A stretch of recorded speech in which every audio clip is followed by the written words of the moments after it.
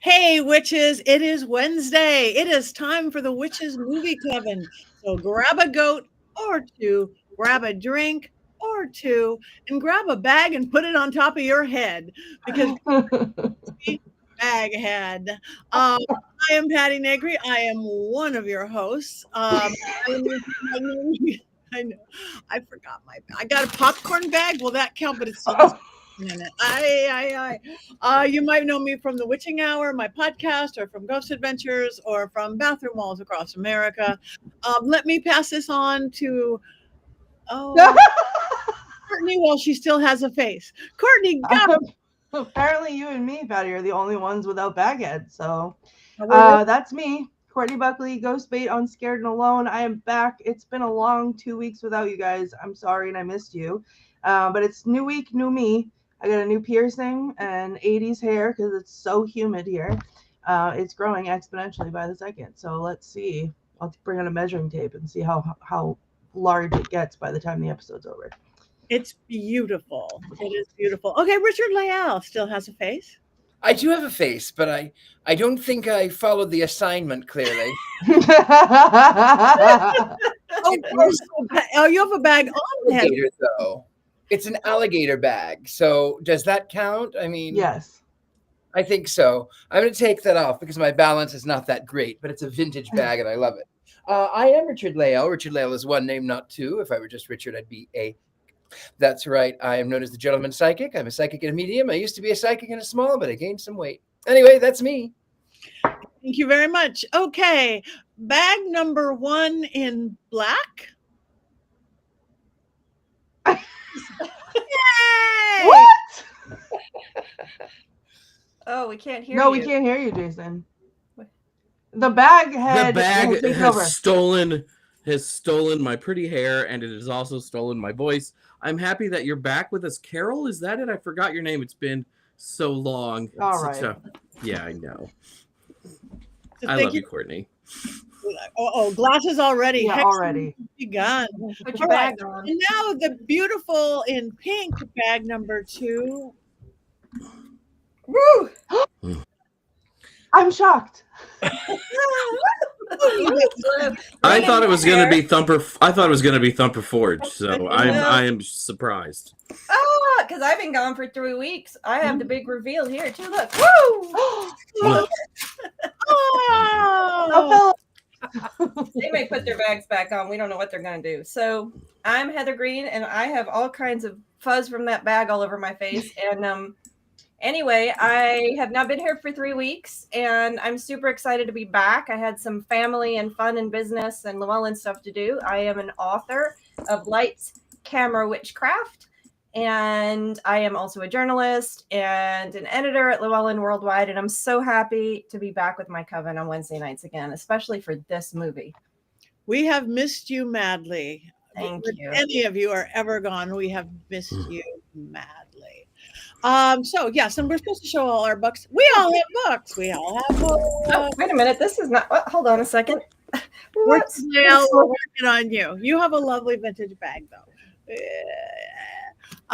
Okay, so this week's movie, Baghead 2023. I walked in the dark in the wee of the night. Hopefully, you all did too. But just in case someone did not see it, Richard Lale, do you happen to have an unbiased, complete synopsis of this film, beginning to end?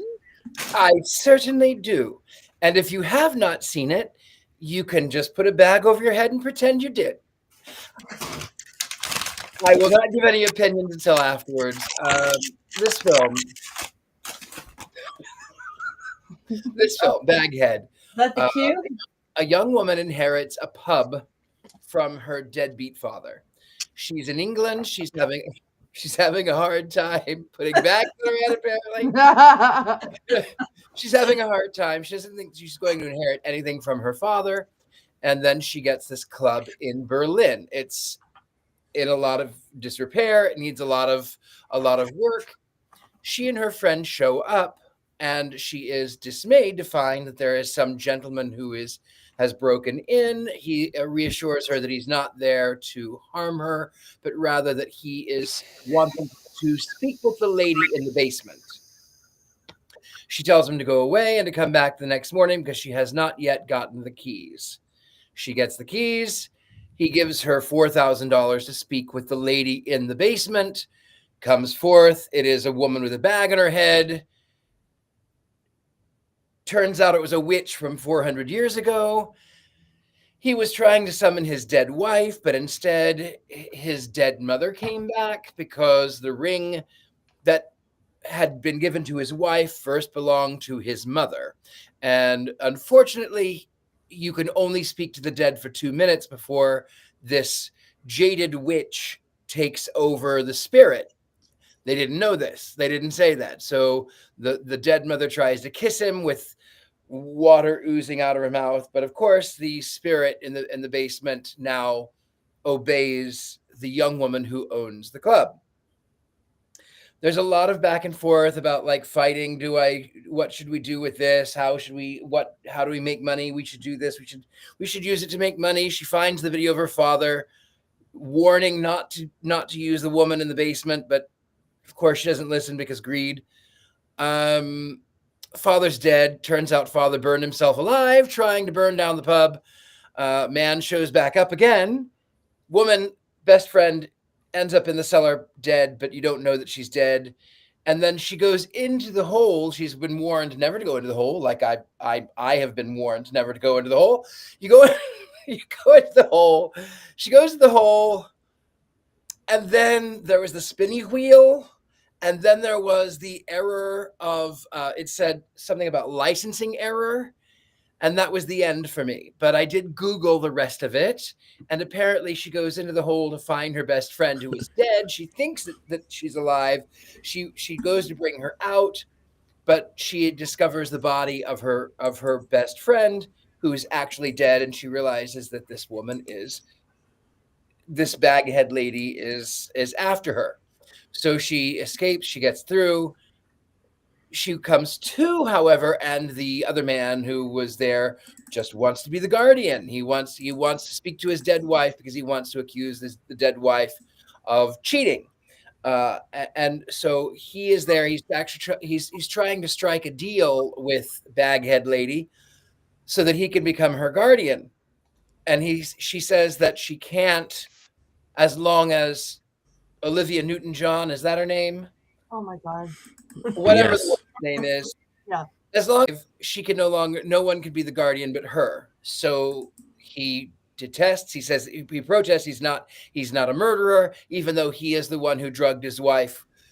Long story short, drugged his wife. She got into a car accident and died. And so he goes to chase after Olivia Newton-John. He pushes her down the stairs. She falls to her death. He brings the mobile phone, hands the phone to the Baghead lady. She, of course, puts the phone in her mouth because that's the best place for it.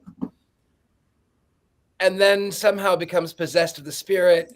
But now she's her own boss, and she is free to kill the man and leave the basement and wreak havoc on the world as a 400-year-old dead lady in a bag headdress. I think that's about it. Perfect. Word for word, scene for scene. Thank you very much. That was one of your more thorough, Richard Leal. That was lovely. It's all about the bag. And maybe there's a little bit more. Miss Beautiful Heather, we have missed you terribly, but we have 5 other things we might need to know about this film. Yeah, there's some fun things to know about this movie. I'm going to give you some basics. We'll talk about the director's influences, some other films that are similar, the cast, and then the interesting witch trope. So first, starting with the basics, this is a 2023 film. It was first released in Mexico and had a limited theatrical view. Of course, got picked up by Shudder, which is what you might have all seen it on. It has the budget is unclear, but it's grossed over $5 million so far. It is more of an indie film. The director is I wrote it on my other sheet of paper, so hang on one second. I can't remember his name off the top of my head. Alberto Corindor, and he is from Spain originally. He's been in the industry for quite some time, but this was his first feature film. He originally made it as a short film. It got some awards, and then he decided to make this film. That is probably, I'm guessing, yes, that's the other cast. So that's the awards for the original film, which had a different cast, and again, led to this. What was that? We just had a freaky flash there, a little scary something. Anyway, I'm going to get back to what I was talking about. So the director, Alberto, his influences were quite interesting because he's really interested in Guillermo del Toro. He did things like Shape of Water, which if you haven't seen, I highly recommend it. Pan's Labyrinth, the recent Pinocchio, Hellboy. Yes, Jason? It's just that every movie he's got a hand with an eye on it, you know. I knew it. That always comes after you. Oh, okay. Every movie. Yeah, and he likes the gothic nature of Del Toro's films, so he talks about that. And he also loves Sam Raimi, who I have to bring up because we lost Jason, but that's not why I had to bring Sam Raimi up. Sam Raimi, we have seen several of the films here. He likes the kind of spooky combination with a little comedy. He mentions that when he talks about influences. Sam Raimi, of course, we did Army of Darkness, we did The Gift, Drag Me to Hell. Those are some of the Sam Raimi films that we've reviewed here, which you can look back at. He also likes Japanese horror, and I don't know too much about Japanese horror, so I can't make any recommendations, but he also loves some of those. So those are some of the influences, which is really interesting for this director because you can kind of see some of that in this film. So other films, of course, I already mentioned the short. It got awards. It was called the same thing, different actors in it. We saw the image for it. There also was, interestingly enough, a movie called Baghead from 2008. I don't know if anybody accidentally watched that. It's a very different film. It's about a bunch of actors who go to the woods to try to write a play, and things go a little bit wrong. But the picture of them, they're all lying in bed in a big king size bed with paper bags over their heads. There it is. And it stars Greta Gerwig. So if you want to watch a movie with Barbie in it, you got Baghead from 2008. There is also another movie. When this movie came out in 2023, people accused him of copying a movie called Talk to Me. I don't know if anybody's seen Talk to Me. I have not. It's from 2022. And he was accused of copying it, even though he had already made the movie in 2017 as a short. So he actually didn't copy it, but apparently it's very similar. I haven't seen it. I've seen both. I don't think, not to interrupt and hijack. Yeah, no, please. In a very generally conceptual way, it's similar, but it's not the same. It's not the same. There are no bags on heads in Talk to Me. There's no witches, really. There's a hand, and you shake the corpse hand, and then you can see things, and then they go crazy and whatever. But it's different in a different way. Yeah. Well, he was accused of that, and he talks about how he didn't even know the movie existed until they were in post-production for this movie. There's Talk to Me, and he was surprised, and he said that you just have to get used to that in the movie industry where you're making a film and something else comes up that's really similar that's compared to. So he just brushed it off. So let's talk about the cast here. We don't have a super well-known cast. However, they're all seasoned actors. Freya Allen, who's you might have seen in The Witcher if you watched that, 2019. Also, she was in Kingdom of the Planet of the Apes. She played Iris, the main Olivia Newton-John, as I think she was labeled here earlier.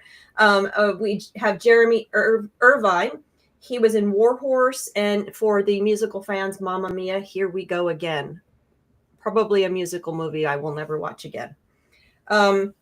Ned Denny, he was in the Harry Potter and Deathly Hallows, Peaky Blinders, Good Omen. You might have recognized him. He was what did they call him? The guy who helped her sign the The solicitor. The solicitor, thank you. Yes. Peter Mullen, who played the father, he was in Braveheart, Train Spotting. He's been around forever.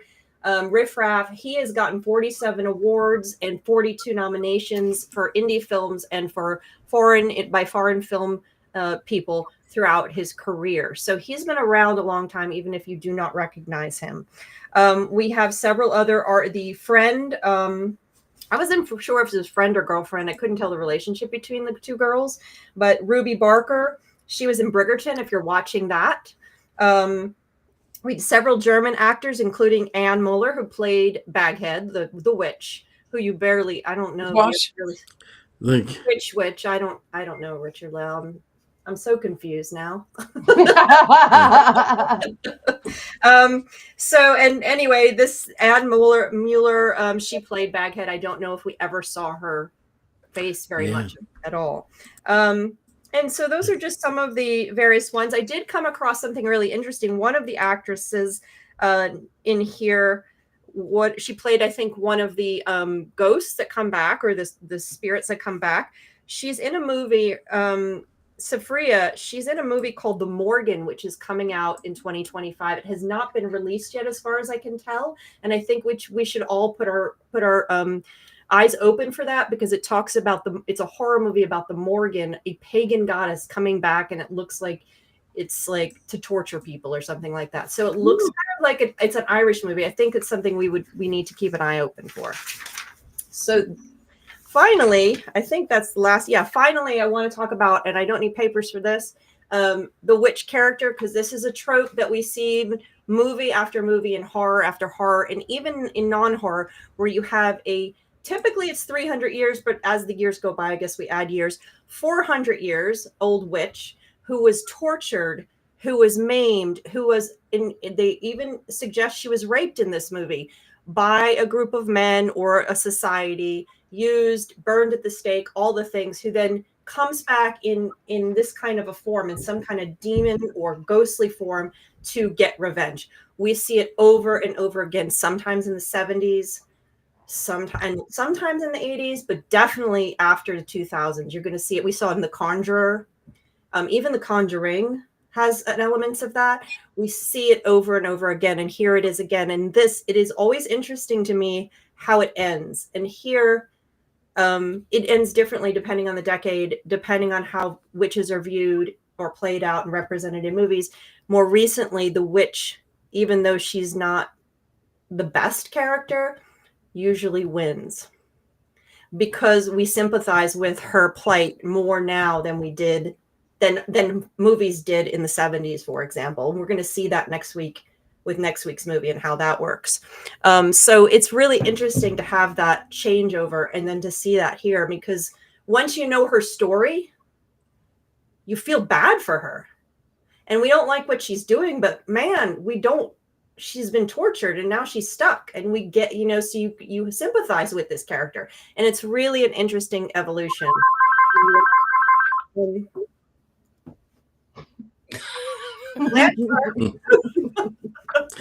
Baghead on line one. Oh my God. It's the Baghead Baghead. on line one. Wait a second. There. So anyway, those are the interesting things to note about this movie. I think we can talk about whether we liked it or not now. I liked the pen. The pen. I have a collection of dip pens. I'm going to show you. So I had a discussion with Rob, our producer. The pen was a dip pen. So this one is a dip pen. You dip it in your ink. And when signing a deal with the devil, it is the best thing that you can do. Second best is a quill. That's a quill pen. This is a fountain pen. This one has a reservoir. That's a fountain pen. This one is more late 19th, early 20th century. This one is a glass dip pen. That is not a bong. So yeah, I like the pens. Which is the pens that are usually used when Sabrina signs her name in the Satan's book?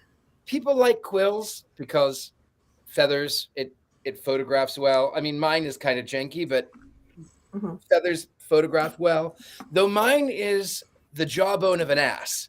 And by ass, I mean a politician. That Amazing. is beautiful. So I love that feathered quills because I guess signing this sign with the devil, sign with Satan, or weddings, because almost every wedding book has the biggest quill you can get. Yeah. Bridesmaids' dresses. I am back now. Sorry for the 1985 phone. There's nobody there about that.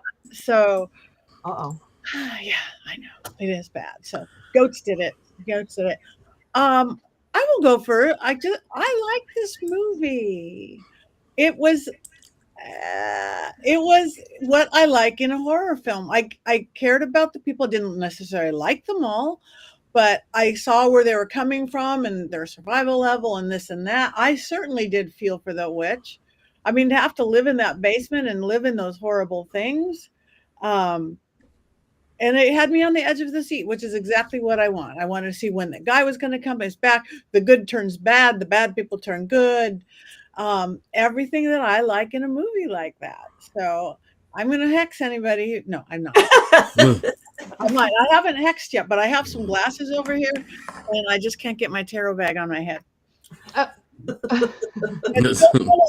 jump in again later. All right, I'll go. There's a lot of things about this movie that I would like to comment on. One of the things is that I feel like they spent their entire budget, as they should have, on like the creatures. Not she's a witch, but like on her like creature feature pieces, which to me were great. I believed it. I liked it. But then the minute any other special effect happened, it was like someone paid 4 cents to like a kindergartner to do it, and like anytime anything lit on fire, it was obscenely horrible. So maybe we could have spread that out a little bit. Yeah. Also, the dialogue was not there for me at all in any way, shape, or form. In fact, we'll talk about it when we get to quotes. Don't have any. Because there was literally nothing to write down. Having said that, though, the setting was beautiful. I loved the building that they were in. I loved the concept. I loved the witch. And at the end, when she was like she won, it like cut to black, and there was a full like couple seconds before the names came on the screen, and I watched it with Nathan, and I turned to Nathan, I said, that better be it. Like, they better stop there. And when it did, I was like, yes, there we go. She won. But we don't like what she's doing. I did. Get it. Like, kill everyone. Mess with everyone's brain, because that's all they've ever done to you. Turn it right back around on them. I was rooting for her the whole time. So it was creepy. Like, Patty, I agree with you. It was, I wasn't scared, but I was definitely, like, it had the creep factor. I watched it during the day. I think I'd like to watch it again at nighttime. I liked it. I thought it was good. It wasn't great. Wasn't the best movie ever, but I had fun watching it, and I didn't, my ADHD paid attention. So I enjoyed it. Good. The house that it was creepy was the set, the house, whatever that was, the hallways. That doesn't always work in films, but this one, it worked for this one and me. Yeah. Jason, you had your hand up, sort of. Not really, but I guess I could comment on this movie. So for me, like, the movie has to make sense in a way. So you have a Scottish guy who owns an English pub in Berlin. Like, I'm immediately out of the movie. What the heck is that? That doesn't make any sense. It doesn't make any sense whatsoever to me. So it felt like, oh, we're just trying to make this movie on the cheap, and this is sort of what we settled on. So already there's like a strike for me at the beginning because it didn't make sense. I thought that it looked good in places. I liked the way some parts of it were shot, but there's a lot of this movie that is completely nonsensical to me. So you have this witch in the basement who's a physical presence, right? She's not a ghost. You can put things in her mouth. And let's say I had signed my whole life away with this ghost witch and was trying to figure a way out.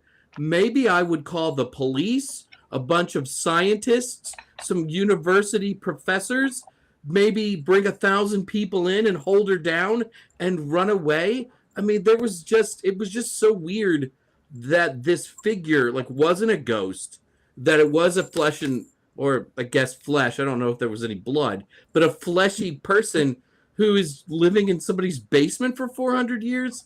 I just didn't buy that. I just didn't buy that at all. That didn't make sense to me. Like, that would have been too easy for someone to prove was existing, unlike a ghost, which can disappear and is not always around. Maybe I'm thinking too much. Maybe I'm overanalyzing it, but it did not. Have an imagination. It did not make sense to me. That part did not make sense to me at all. I think that I agree with you on most of it, but there were points where she did turn into smoke. So I don't know if she is completely non-corporeal or completely corporeal. It also felt like in between. No, go on. I was just gonna say it also felt very like secret society. So it's not like they're trying to go out, they're just using her. They're not trying to go out and prove or disprove who she is or any of that. So, and they're also not like advertising on the big screen like, well, here we go. Come see Baghead. She's going to talk to your dead relatives. Yeah, but somebody would do that though. Like if you had this thing for that long, it would come out. Like it wouldn't be some sort of rumored legend. There would have been 1,000 people at the door, each with a wedding ring trying to talk to somebody. I don't know about that. I don't know about that. I think it was very secret society, very like word of mouth, like Bohemian Grove. But they don't want people to take advantage of it because they're selfish and they're gross men who are selfishly using her for their own good. So they're not going to share that. Yeah, I just think in the last 30, 40 years of it, they would have shared it, right? Like maybe not the dudes in the secret society, but the people who inherited the English pub that was later owned by a Scotsman in Berlin. I think that they, like somebody along the line, would have shared it. It's hard to keep secrets. It's hard to keep secrets. Dad said, "Don't do it. Don't do it." And he used her. And he used her and wound up killing. He tried to get away, and it wound up killing his wife. So I think there's and I didn't have a problem with it. And I read some articles where people did have a problem with the whole English pub and Irish. I didn't care about that because people travel. And plus I think it seemed to suggest that he didn't buy a pub. He got suckered in somehow to getting his name on that. And then he was stuck there. So it's like the pub might have been something else and something else became a pub. Who knows what the story of the building is, but he said it's like she got suckered in. It was like he wound up, who knows what happened, and they don't explain that, which would be helpful, a little backstory, and how he got sucked in. And then he was stuck there that's why he never had a relationship with his daughter. So I didn't have any problem with that. And I also go with the secret society thing. I didn't have a problem with nobody knowing. For me, I thought it worked. I think it was a really good first go at a horror film. There was some really nice, I thought there was some really nice imagery. Some of it was very canned, like that's what you expect when she throws up. I'm like, oh yeah, there you go. Peas are coming out next. But spin the head around. So some of it was canned, but that I think I love horror films that use the setting and also use small casts, because you can really do a lot. It wasn't the best horror film, but I think for a first go at a first feature film, I think they used some good actors, and it was a solid first go for me. I was gripped the whole time, and really was interested in how this was going to play out. And I think also you don't really know, like Courtney, you said you were with her the whole time. You don't really know it's the witch unless you've read before that she's the witch. You don't know her story until like maybe it's 2/3 of the way in.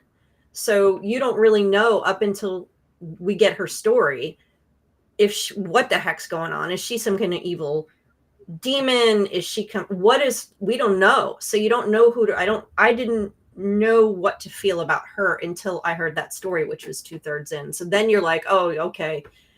Well, now I know why she's doing this. Okay. I just naturally side with the person who's killing people, because that's what I do. So I Well, mean, it's not what I do, but what I you know, side, I that's what I wasn't- side with. Watching so many of these movies and seeing sort of the direction it was headed in, well, I know she was called, I know she's called the witch at some point, but I didn't know the backstory before I watched the movie. I think that going, you know, the beginning of the film, watching her go, I wasn't against her because I had a sense that we were going in that direction. And I think we're getting trained to question whether the evil person is really evil. You know, I think especially in the last 10 years, we've been watching movies like that, you know, where all the evil people are now good and all the good people are turning evil. And it's, No, the sinners are saints. Just help us, Can we darling Lucifer. can we touch on Melissa has a question in the comments, what's the meta message? And that's actually like I'd like to talk about that because I'd be interested to hear what everyone I think that this is a kind of movie that you can get something different from for everybody. So I'm wondering what you guys have for that. what the meta message is the question. Like what did you I mean, yeah, is it about shit? Oh, I can't say that. Is it about crappy men? Yeah, like I think especially in this day and age that's what it felt like, but you know, more than that, it's like taking advantage of people and being selfish, and like it doesn't get you anywhere except dead. I mean, Yeah. I thought Iris was sympathetic at the beginning of the film, and then she becomes less sympathetic as it goes on because she sees a money-making scheme and wants to take advantage of this, even though she knows better. Of course, I would have called 1,000 people just to come in and see the thing. So what do I know? But she does become less sympathetic as it goes along, I felt. She also, like, the second she realizes, literally the instant she realizes that the witch has to obey her, she changes the way she stands, everything. Yep. She's immediately in charge, and she's like gets off on it. Like it's as soon as she did that, she lost me. There's an actress. I can't remember her name. She's not an actress. She's an experimental model. I wish I could remember. It was back in the 80s, maybe the 70s. She did this thing where she stood in a room and she was complicit. She would allow you to do anything that you wanted. You could hand her a flower. You could cut her clothing. There were razors. There were all kinds of things. And through the course of the evening, it got worse and worse and worse and worse and worse. And more people were posing her in more and more crass, demeaning ways. And then there were Polaroids. So afterwards, she gets redressed, and all that she does is carry around those snapshots of all of those people doing those things to her, and they couldn't even look. So maybe there is something to the fact that she got into it because, for one, greed got in the way. There was a sense of power. The abused becomes the abuser. So possibly that could be part of it too, is that, well, everyone else is doing it, so it's not a big deal. Maybe that was part of that. I think again they had we saw the change in her, which is good. Not all horror films don't have the actors that you could see the shift and the change and everything going on in their head, good, bad, and indifferent. That's what I liked about that. So I think all of those are right messages. The evilness of men and the greediness of humans, and there's so much survival level stuff on everybody. You know, I just got a survival level. So Yeah, I think you have that message, and we're seeing that a lot in these movies again with these witches who have been abused and then are coming back and getting back at their abusers, cutting down the chains that have kept either women or just anyone oppressed. I think we're seeing a lot of that anger and that frustration coming through, and witches, usually witchcraft and witches in Hollywood movies are allegorical for women's power and for marginalized people's power, if you extend that. So it definitely has that kind of vibe here. And what's interesting is that sometimes there's a caveat, like Courtney said, she was waiting for it went black, and she's waiting for the retribution, not the retribution. She's waiting for them to kind of say, okay, she got her win. Now we're going to put her back in the grave. But it didn't do it. She won and she's out. Now she's free. And I think there's a message there. Now the power is free. The message is they had it coming. That's right. They only Blame. had themselves to blame. If you would have been there, If you had seen it, you you would have done the same. Why are we always singing? I love this for us. But no, that's exactly it. And I think that's why I liked it. Like that's why I could forgive everything else, because of all the movies that we've seen better movies, but we've also seen worse. And I can let go of the things that I didn't like because this message speaks to me, especially in this day and age. This is what I want to watch. I want to watch her break those chains and win. Like that's what I want to see. So I was into it. Mhm. Yeah, I think they could have gone a little bit harder on some of the characterization of Iris, not Irish, of Iris, and also the guy. I think we could have seen a little bit more depth of character with the two of them. But I did like the friend. I think the friend did pretty well.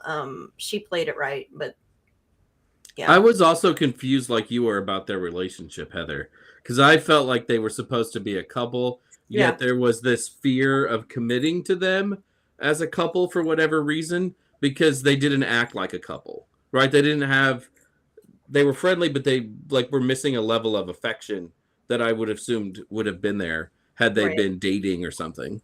I got like chosen family because she didn't have her dad. That's my setup. So I think that I probably why my brain went right to that, but that's what I saw out of it. It was just they were like chosen sisters, and the other one was always looking out for her. And didn't you love the fact that, without question, the friend is willing to break into the old apartment against the law once the other one was evicted? She is willing to fly all the way from England to a Scottish-owned bar in Berlin on a whim. I mean, Yeah, but if one of my I would do that. I think Right? I have done that. I would have I've like broken in. I've stole a car with a friend because somebody had stolen their car. yeah, Friends, if one of that's what I was Wow. just lovers. ridiculously ADHD interrupting, and I'm sorry to say, but like if any of my chosen family called me and they needed help, I wouldn't blink. I would just do it because that's what you choose. And I got a little bit that they were lovers or girlfriends, or it was a weird cross between Yeah. them somehow. Yeah. But how many relationships aren't defined? It didn't bother me enough, but there were a couple lines that they said, and I'm like, oh, wait a minute, are they girlfriends or wives or friends and it doesn't make a difference to the movie either way. So they could have just clarified that a little bit. It just would have taken the question away. Especially considering the fact that when, I can't remember their names, Iris and, doesn't matter. When the one is always saying, well, she's always taking care of me. She's always, that to me, that seemed very much like she was, it was almost lover role. Like, yes, maybe chosen family. Yes, maybe they're just sisters chosen that way. But it did sort of feel, because their relationship was so well defined, when the widower comes in, the young man, that's almost always the love interest of a female heroine in in a horror movie. And then it didn't end up that way, which I was pleasantly surprised by because he was a total creep. But yeah, I was happy that didn't happen. And then she kind of goes, I think, villain a little bit at the end too. So I did like that. I was surprised by the twists and turns the film took, the more that I think about it. So maybe I don't hate it as much as I originally thought that I hated it. I think that's a good point though, Jason, too, for real though. Like those twists and turns, they were like not big twists and turns, I don't feel like, in the grand scheme of things, but they were subtle and small, and they were great. Like and things like the widower dude, when his twist came, he again, just like whatever her name is, Olivia Newton-John, Iris, thank you. When his twist came, like he acted that beautifully. Like his face changed, his demeanor changed, and it was very, very believable. And I was like, oh, Like, what? Oh my God, I didn't see that coming.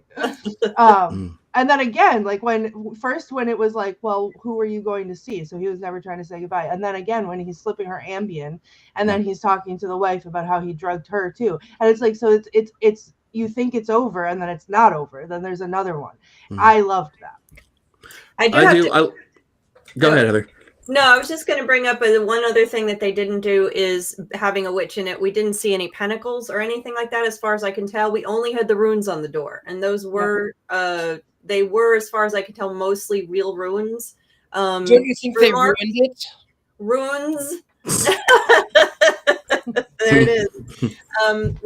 So I didn't see any other markings that made it overly trying to overdo the occult aspect of it, which was nice too. They used the 400, which I'm assuming is the stand-in for 300, which it used to be, which is points to Salem. Of course, that's why they use those, just kind of convenient. But they didn't overdo that. Other than did anyone else see any other markings, sigils, anything other than the runes? No, but the hallway was interesting because it reminded me of Stanley Kubrick, a little bit of The Shining, a little bit. Mm-hmm. The picture, the bar, the man at the end of the bar, some like it hot. On that note, it might be time to bring in another Baghead because my date has arrived because we're going to go see Some Like It Hot at the Pantages. Oh. But I will pan this over to all of you. Richard, I'll take the lead. All of you take the lead. Patty, can we get your wands up or wands down before you go? Wands Yeah. up. Okay. Way up. Oh gosh, I forgot my wand. Bother me. So I'll have to save my hexing for later. Wands up, goats up, bags up. Have a beautiful day. Thank you, Thumper Bag, for coming on in.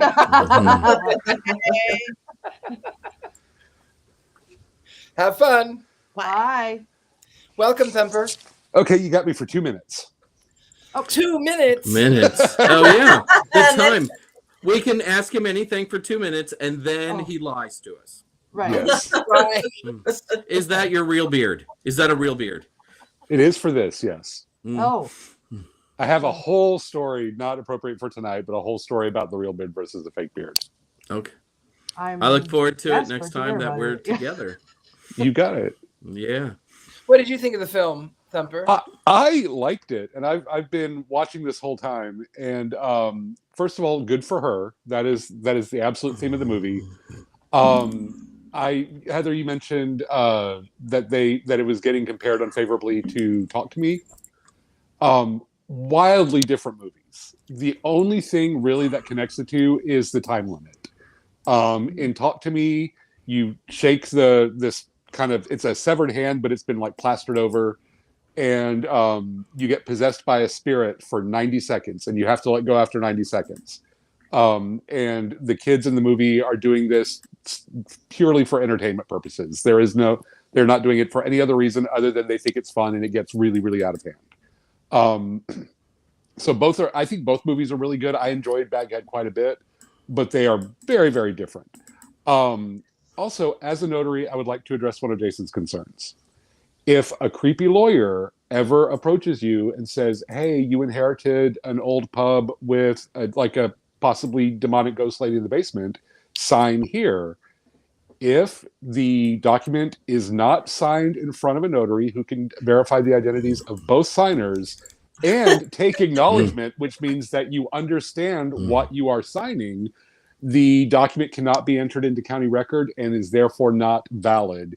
You will not be condemned to being the guardian of the ghost lady in the basement. Maybe rules are different, though, in Berlin. I mean, we don't know German law.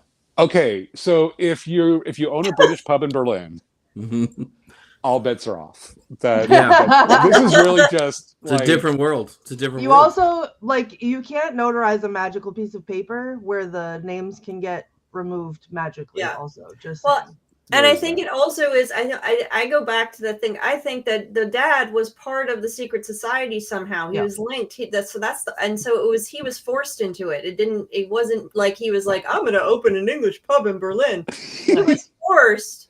He was forced. He was forced by with this secret society that we keep leaning on, which is Well, that probably was the thing. driving There was Jason this. nuts. It's Yeah, a there secret society, Jason. Just go with it. It Yeah. really was though. There was this brotherhood that they were like supposedly like protecting the world from her, and they had her walled off. But then some of the brothers got greedy and decided to try to abuse her powers, and they all got sick and died, except for one who was left as the guardian. So there's always been the guardian. It's like a really horrible take on Buffy the Vampire Slayer. There's always one. Yeah. And her dad was the last in line, so he was actually a descendant of the original Brotherhood. So he is like the last one of the Brotherhood left standing, or is he just like the lowest of the standing in the Brotherhood? Like, oh, you suck. You get to go to our pub in Berlin. Exactly. It was. I think that would have been better. I think that would have been a better take of you drew the short straw. It's your turn to go on the pub. But it was literally like the last remaining one. When one died, the next one had to take up the torch. I also think that whoever the solicitor was had something to do with it, because he disappeared off the face of the planet. So I think he was also in the brother. So he must have been in charge of determining who was in the lowest on the totem pole. I would have liked to have seen more of an explanation of him, because I thought he was going to turn out to be the devil. Like as soon as they were like, "Oh, his office is empty. He's not," or I guess he could. Maybe he was the devil. You have to sign his book or his magical piece of paper that you can't notarize. I would have liked to have just seen more of the secret society. I love secret societies. I do too. That's a way. That's like just like a really great way to write your movie, to have it involve a secret society. Usually, it helps Jason like movies better. So did. Speaking of liking movies better, Courtney, do you have a quote? Okay, so this was not a quotable movie. So I watched it. I paid so much attention. My ADHD was in check then, which is why it's very clearly not in check now, because I used up all my willpower about that.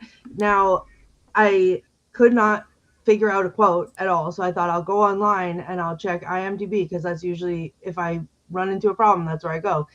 And I thought I'll see what other people think is inspirational about this movie. And there was one quote on IMDb, and it was from the dad, and he said, "You can't kill it. You can't let it out."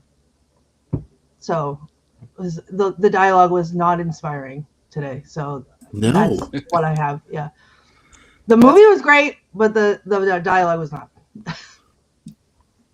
Well, I bet Jason, however, has a Menke movie moment. Minute. Yes, though I hope it doesn't get me fired from the show, because this is maybe the most risque one I've ever done. So you've been warned. So I'm sorry, Rob, in advance. Yeah, Heather. You heard of Dracula? We had the same idea. Yeah. You've heard of Dracula, Frankenstein, and the creature from the Black Lagoon. You've gone to sleep fearing the legendary Michael Myers, the evil clown Pennywise, and of course, Freddy Krueger. Now meet the most terrifying monster of them all, Baghead. Really? Baghead? Baghead sounds more like a kind of insult you might hurl at someone. But at least my mama isn't a baghead, a person so ugly you can't take them out of the house unless they are wearing a bag on their head. Or perhaps it's a term you might use while engaging in safe sex. My willy is all wrapped up. I hope you are ready for my baghead. Or perhaps it's a punishment someone faced as a child. I'm going to sit you in the corner and have time to think about what you've done. Don't move or get up for the next hour, you baghead. Back to the safe sex analogy, because I like it. Perhaps we are talking about a bit of oral delight. Hey, baby, I'll put this on and then you can give me some baghead. And I think we've all met people in our lives who carry some serious baghead around with them. It's like a slang term for trauma. That guy carries a lot of baghead. Finally, there are days when your hair just doesn't do what you want it to do, making it look like you've slept in a bag for the last 9 hours. Oh my God, Jason's hair is awful tonight. Looks like he's got a serious case of baghead. So what does this all mean? It just means that going into this movie, I had trouble taking it seriously because of Baghead. What you name the villain or the heroine, whatever, matters. Just calling the evil immortal ghost witch who lives in a hole in the wall in the basement Hattie would have made the movie scarier for me. Yeah, I know she has a bag over her head, but also, ha, you have a bag on your head. Okay, I can't breathe. Wow. And I will say this, and going on that, you know, this hole in the wall, a hole in the wall has a whole different connotation Oh boy. for the sort of set the eye. Yeah. Yikes. So you know, if there's a hole in the wall, that's one hole you might not want to. Blackfield You might cannot not- hear this. You may not want to frequent that hole. Or maybe you do. Maybe you do. You Well, I guess we don't have judge people. 10 minutes left. I was Oh, having good. a I rough can day, tell you so I about the thought I movie would that I go saw. down to the bag hole. What's that? I said we have 10 minutes left. That means I can tell you about the movie I saw this week. What movie Yeah. did you see this week? Fantastic All right, Four? Nope. Buckle up.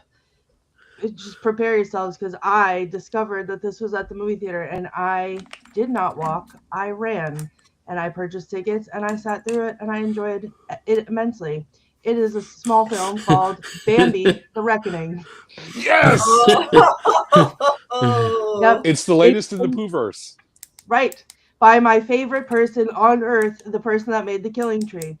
Also, in case you're not ready for this or you don't know what I'm talking about, quick synopsis.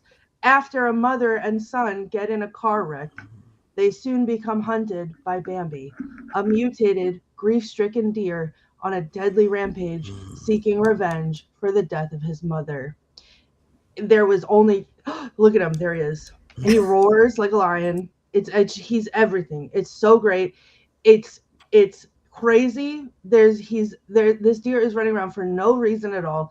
It's based off of Bambi the book, which is great. And I'm telling you, I enjoyed every second of it, and then I cried at the end.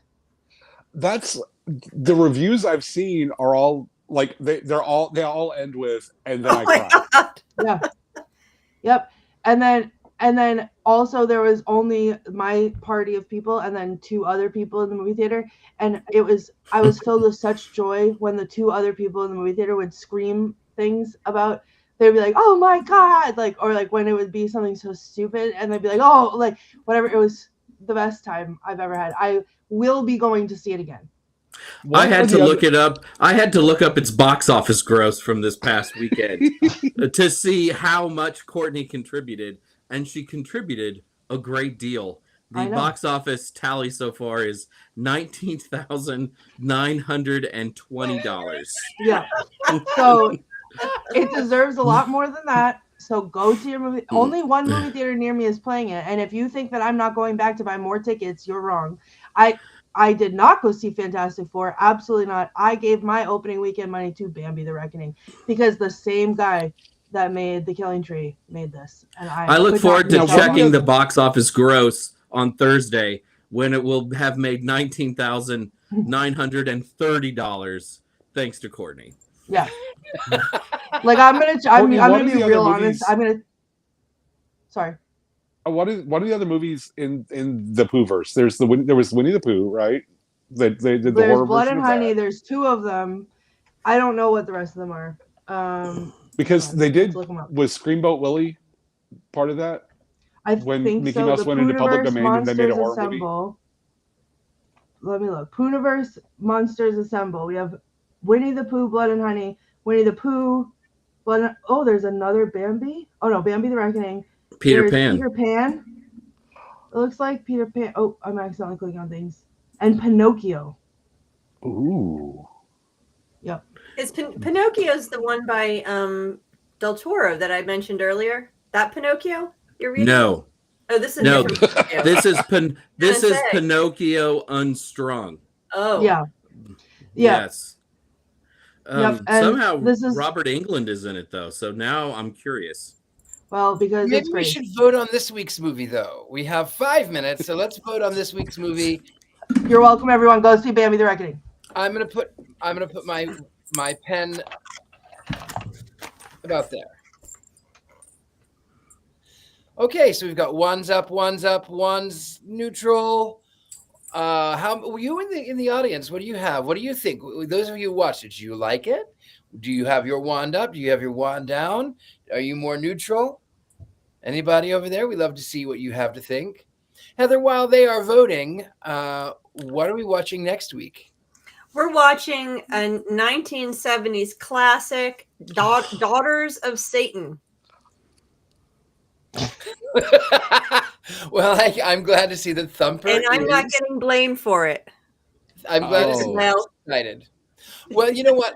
I might have been to blame for that. I think I asked for something along those lines. That might be me. And that- Honestly, any 70s movie that ends with "of Satan," I am there. I am right there. And look who's in it, everyone. Yes, Oh. it Oh is. God. Very young Tom Selleck. Tom Selleck. In the audience, we've got One's Meh by Scared and Alone. We've got One's Up by Thomas Wright. One's Down by Melissa. Wand is Up, Robert Hicks. Tabitha Meadows Up. Christy Cragen, One's Up, I'll watch it. One's Up for the movie that should probably have been drowned.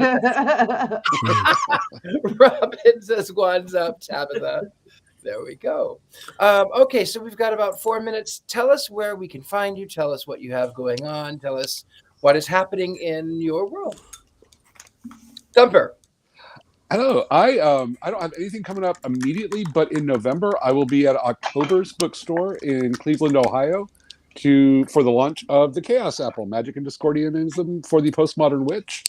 And in the meantime, you can find me on pretty much every social media platform at Fivefold Law. I recommend TikTok because Witch Talk is losing their minds over whether or not you can summon dinosaur spirits, and I'm doing my best to make it worse. So I I strongly need to be recommend checking it involved out. with that. Jason.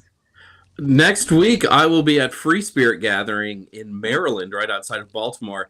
And the following week, I will be at CWPN's Harvest Gathering in Connecticut. 2 weeks on the East Coast for me. Will you survive that? It'll be different. That's a lot of East Coast for you. It's a lot of East Coast.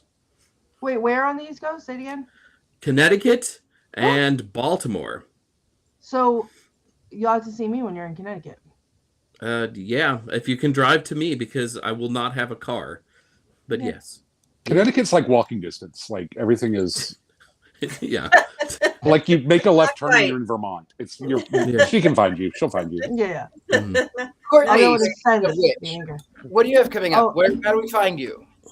You can find me either at the themes on all the things or at every showing of Bambi the Reckoning from here until it's done in the theater. So that's what I have going on.